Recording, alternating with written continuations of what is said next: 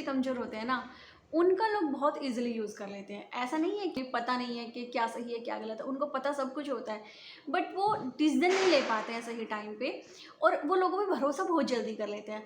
जैसे कि उनको लगता है कि सामने वाले ने हमें बोला है कि आप इस चीज़ को मुझे करके दो और मैं इस चीज़ को आपके लिए दे दूँगा। मतलब गिव एंड टेक में वो ट्रस्ट करते हैं। गिव एंड टेक ही प्रकृति का नियम है कि आप हमें कुछ देंगे, उसके बदले हम आपको कुछ देंगे।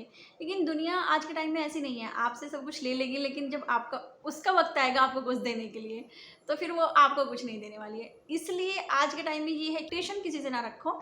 अगर आपको करना है तो आप अपना ही करो, क्योंकि वे ट्रस्ट करते हैं, उनको लगता है कि हम दूसरों की करें, फिर हमारी दूसरे करेंगे। वो लोग अपनी करवा के बैठ जाते हैं, आपकी नहीं करेंगे। तो ऐसे टाइम में आप ना तो अपनी करते हो, ना अपनी करवा पाते हो। तो जो इस टाइप के लोग हैं वो सच्चे भी होते हैं, सीधे भी होते हैं और फँस भी जाते हैं और उस सिचुएशन में उनका ज़्यादा बुरा हाल हो जाता है, उनकी कंडीशन ज़्यादा बुरी हो जाती है। प्रेशर में भी आते हैं, डिप्रेशन में भी आते हैं, क्योंकि उनको लगता है कि हमारे साथ में कुछ गलत हुआ है। ये तो वो समझते हैं कि उनके साथ में कुछ तो गलत हुआ है, क्योंकि आज तक उन्होंने दिया उसके बदले कुछ नहीं मिला है। तो पागल थोड़ी है, समझते तो हैं वो लोग कि कुछ तो गलत हुआ है, लेकिन वो किसी के साथ में गलत नहीं कर पाते, मतलब इसका बदला लेने के लिए नहीं आते हैं। जो लोग इस चीज़ में ट्रस्ट करते हैं कि हम किसी को देंगे और तब हमें कोई देगा, वो बहुत कम लोग ऐसे होते हैं जो किसी से बदला ले पाते हैं। हाँ, उनकी एक खासियत होती है कि अगर वो चिड़चिड़े हो जाए, वो चिढ़ जाए, तो हर किसी से ट्रस्ट करना छोड़ देते हैं। वो लोग ट्रस्ट नहीं करते जल्दी से लोगों पे और उनको फिर ये पता चल जाता है कि अब मुझे अपना करना है। और जब वो अपना करते हैं तो वो ज़रूरत से ज़्यादा करते हैं, क्योंकि जिसने दूसरों के लिए इतना कुछ किया हुआ होता है ना, जब वो अपने लिए करते हैं तो अपने लिए वो बहुत कुछ कर लेते हैं। ज़्यादातर सक्सेस लोग वही होते हैं जो दूसरों का कर चुके हैं लेकिन बदले में उनको कुछ नहीं मिला है। तो फिर जब वो अपने पे आते हैं, अपनी करने पे आते हैं, तो फिर वो अपने लिए बेस्ट करते हैं। अब उनकी एक्सपेक्टेशन नहीं है किसी से, उनको पता है कि जो करना है खुद के लिए करना है, तो वो निकल जाते हैं आगे।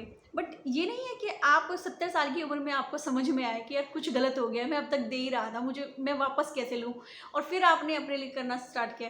क्या करोगे आप 70 साल के में? सही टाइम पे सही समझ भी होना बहुत ज़रूरी है।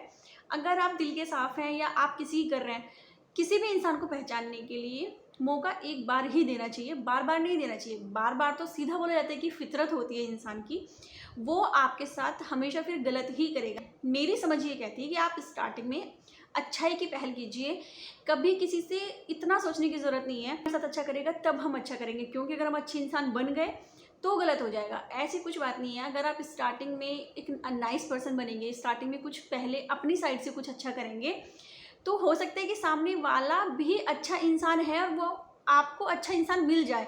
पर अगर सामने वाला इंसान अच्छा नहीं है, वो बुरा है, तो फाइनली आपको भी समझ में आ जाएगा कि ये इंसान अच्छा नहीं है और मुझे इस साथ में कोई संबंध आगे नहीं बढ़ाने हैं, या संबंध भी बढ़ाओ मतलब ट्रस्ट नहीं करना है। अगर आप पहल करेंगे अच्छाई की, तो हो सकता है कि आपको सामने वाला इंसान भी अच्छा मिल जाए और आपके आसपास अच्छे लोग इकट्ठा हो जाए।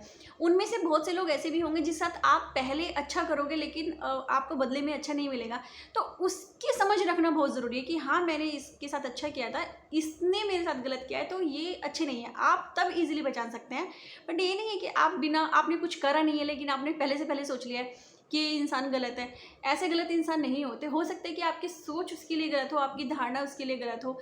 तो किसी भी इंसान को समझने के लिए आपका उसके लिए करना बहुत ज़रूरी है। अच्छा इंसान बनना गलत नहीं है। अच्छा इंसान बनने की जो शुरुआत करते हैं, ये पहचान होती है एक अच्छे इंसान की कि उन्होंने कुछ अच्छा किया है। लेकिन अगर उनके साथ में कुछ गलत होता है तो ये बहुत ज़रूरी है उस चीज़ को समझ के कि मेरे साथ कुछ गलत हो रहा है, तो मुझे इस चीज़ को आगे नहीं बढ़ावा देना है। अगर कोई इंसान गलत है तो या तो अगर आपके वो इंसान मतलब का नहीं है तो या तो उसको छोड़ दो।